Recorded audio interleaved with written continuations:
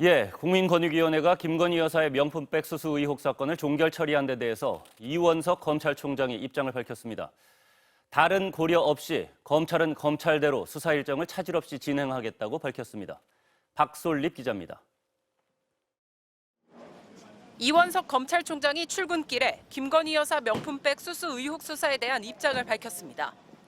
권익위원회 결정과 상관없이 검찰은 검찰대로 수사하겠다고 했습니다. 검찰은 검찰 차원에서 수사 일정을 차질 없이 진행할 것입니다. 이 총장은 수사 일정을 여러 차례 언급했습니다. 오는 9월 임기가 끝나는 만큼 그 안에 김 여사 조사를 마무리하겠다는 뜻으로 읽힙니다. 김 여사 소환을 둘러싼 대통령실과 갈등설에 대해서는 이렇게 답했습니다. 증거대로 그리고 법리대로만 한다면 그러한 일은 없으리라고 저는 생각합니다. 그렇게 기대하고 있습니다. 김 여사를 불러 조사할 때 도이치모터스 주가 조작 의혹도 동시에 조사할 수 있냐는 질문에 대해서는 부인하지 않았습니다. 일선에서 또 보고가 오고 협의해서 차질 없이 진행하도록 하겠습니다.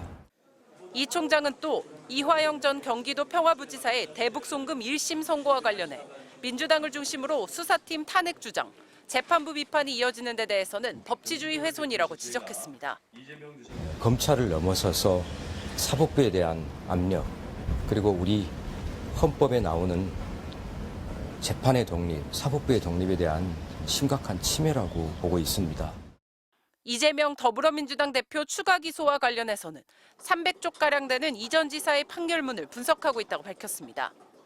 검찰은 판결 분석을 마치는 대로 이 대표를 제3자 뇌물 혐의 등으로 재판에 넘길 계획인 것으로 알려졌습니다.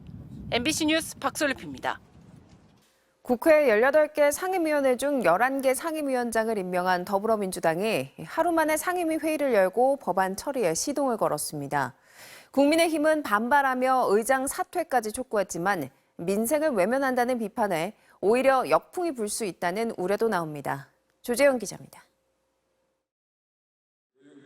더불어민주당이 전체 18개 중 11개 상임위 위원장을 선출한 지 하루 만인 어제 오후 과방위원회가 처음으로 회의를 소집했습니다. 국민의힘 위원석은 모두 빈자리였습니다. 국민의힘 의원님들께서 불참한 가운데 첫 회의를 하게 돼서 마음이 무겁습니다. 민주당 소속 과방위원들은 주요 과제로 공영방송 지배구조를 개선하는 방송 3법 추진을 제시했습니다. 민주당의 당론 1호 법안인 최상병 특검법을 맡은 법사위도 오늘 첫 회의를 열 예정입니다. 민주당은 상임위별로 부처 업무 보고를 요구하고 불응하면 청문회를 추진한 한편 각 쟁점별 국정조사, 임시국회 내 대정부 질문도 동시다발적으로 진행하기로 했습니다. 아직 위원장을 선출하지 않은 7개 상임위 위원장도 마저 뽑겠다며 내일 또 한 번 본회의 소집을 요구했습니다. 국민의힘은 의원총회를 열고 우원식 국회의장이 중립 의무를 어겼다며 사퇴를 요구하는 결의안을 채택했습니다. 민주당이 일방 선출한 상임위원장들의 회의 소집은 전면 거부하기로 했습니다.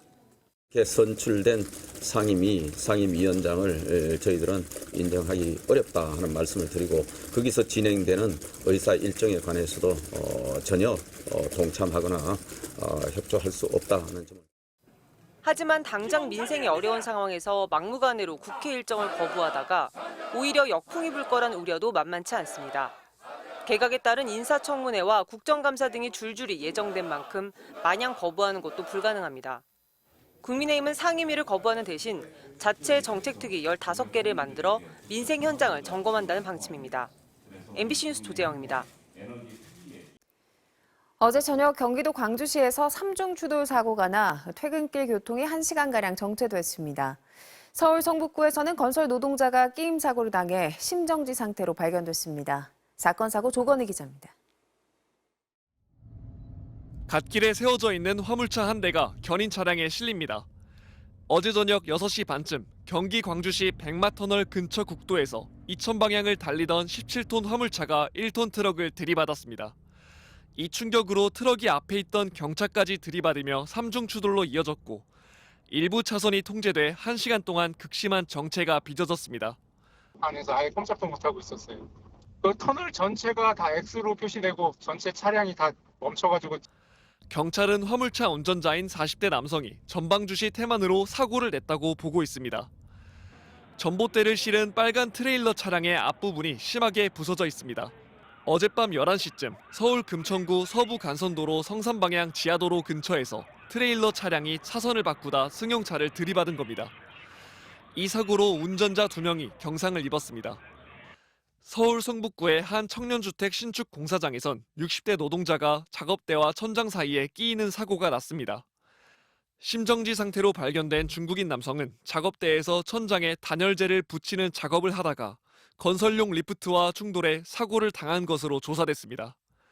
경찰은 안전수칙 준수 여부에 문제가 없었는지 확인하고 있습니다.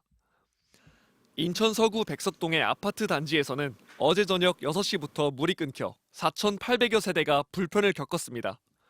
수도사업소는 녹물이 나온다는 민원을 접수해 수돗물 공급을 차단했다고 밝혔습니다. 잘못하면 마실 수도 있으니까 이제 단수를 하고 돌을 다 빼고 이제 수돗물 공급은 오늘 새벽에야 재개됐습니다. MBC 뉴스 조건입니다.